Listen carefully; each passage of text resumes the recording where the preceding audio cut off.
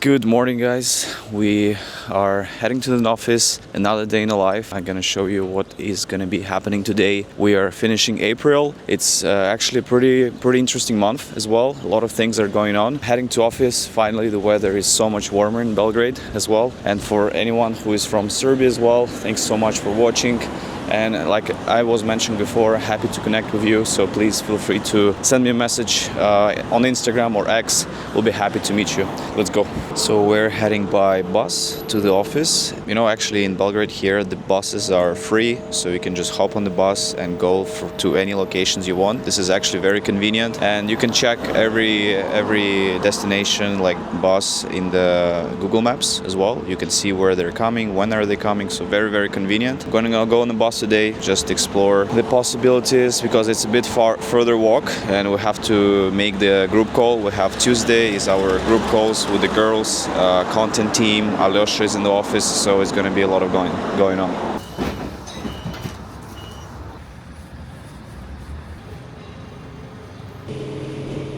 We're almost at the office. We have this second bus, like a minibus that comes from the main square.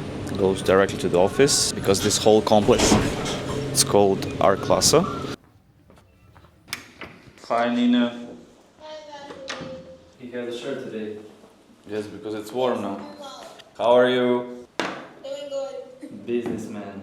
Alyosha for third time. Yes. Great job. Thank you. I was very.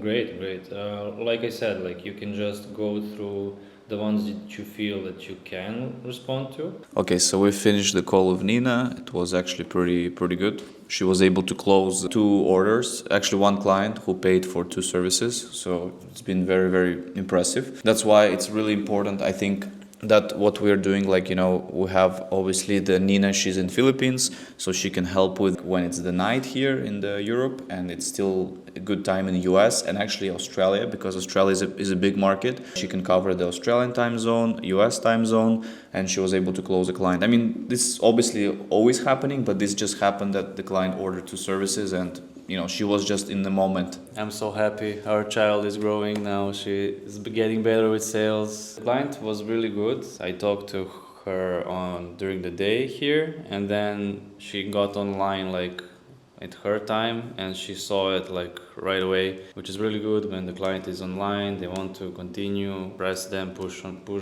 just close them. Pushing mode. So yeah, that's why it's good to have like maybe not only like 8 hours or like during the day, just cover as many hours as possible to cover with the sales and order and closing messages and everything. Again, we'll have a group call now with content, another lot of good updates, and we'll keep you posted. It's a disaster. Whenever we try to, it's a disaster. So, okay, no picture. So we finished our calls. We had a content call. We had a call with Nina. Just going over some things that, because it's been an Easter, it's been kind of like just catching up because we haven't seen each other as well for a few days. So this is actually something that we are launching very soon. This is how we actually keep things in place. You can see here we have, it's like a CRM system for Fiverr. So essentially we broke it down by the columns, like active orders, needs to be renewed, needs to follow up, past orders, leads as well. So you see everything is kind of like organized in place. And then when you open, you have like you can go directly to the Fiverr inbox, you can go to the website or to the order page, whatever you set, then you can set the follow-up dates as well that you need. And you can also add notes as well, and you can add labels.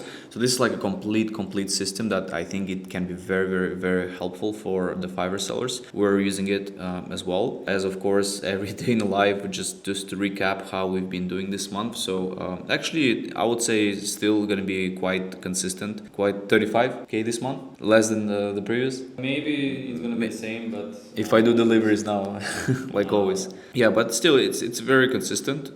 I think probably the next month might be better because we're getting more orders than usual. It's still a very good month, and I think the big advantage is, of course, having this kind of CRM that you can really see what is going on your sales side. So Alyosha also wrote some stuff here we have on the board that we need to go over today. Just not to forget, we have completion rate. Actually, Fiverr changed the completion rate, so now it's a bit different. I'm gonna finish up some things and let's see how the day will go. Down his hours just to know when he's doing it, and with the second person as well, we can make a overlap so they can be together at first, so they can train each other. I mean, of course, can train the second person, and after that he can free up his time. If he works 10 hours per day, every day, 70 hours, that's crazy. I don't know, he's probably getting a good salary. Lower his hours or just move them around to make it more clear, or even just put less hours. When can he have a call? If we put every Thursday 11 a.m. 1 p.m. Russia time, that's when you have a call. In my previous jobs I was like, okay, for a whole year I know what time I have a call. If he has like certain time schedule, certain tasks he needs to complete within this time schedule, he will be much more productive, you know, and probably even like we will make him work less time, but he will be able to complete the same amount of job, you know. Yeah, But if you just need to create for him super clear schedule, super clear structured task, how he can track this, you know, because this is the only this is the only thing he is missing in his job. He can like finish, you know, like at 6 or 7. It's like, oh, I actually finished everything for today. Exactly. And I imagine I don't think he ever had like this day, you know. We finished another meeting. Alyosha was giving his thoughts on our current system, but I think it went well. A lot of good insights, and it's nice to be able to meet in person. I'm thankful that he's in Belgrade, so he can come and, you know, for now, yeah, until he moves to Greece. And now we have Mila. She's gonna do her presentation about the content, what issues we have, what other things we have. So we'll see behind the scenes. I also share a link, public link. So I want here to have two columns. First, if they already have Notion account, and if you know they follow the link and they need to create a Notion account. To connect your LinkedIn, it should be company page. If you have only personal page, this is how you can create the company page. You know. Next, if you want to. Just finished the meeting with Mila. She was explaining we had some things with the content that we need to update. I think it's the biggest thing is always like when you share content with clients on Fiverr.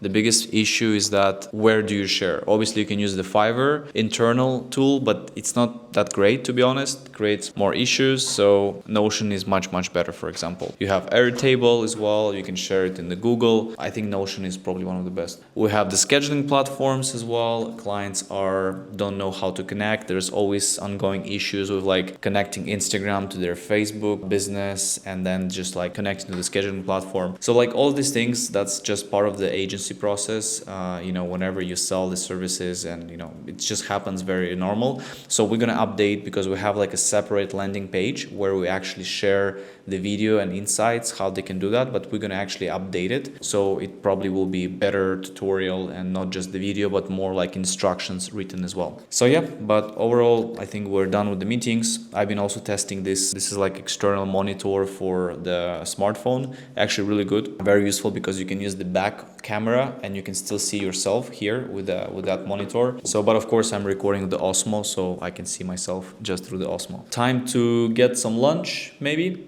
and then resume the work, back to the desks, and just all in operations. Alyosha, you've been distracted. Communication, sales, get back to the clients, they're waiting. Not good, but yeah, let's push. Salad with broccoli, tomatoes, pesto, lemonade for Mila, vegetable soup. Just finished a great lunch. Do you like it? Yes. It was good this time. It's great because this place is integrated in the co-working space, so you have like you can enjoy to look at Mila.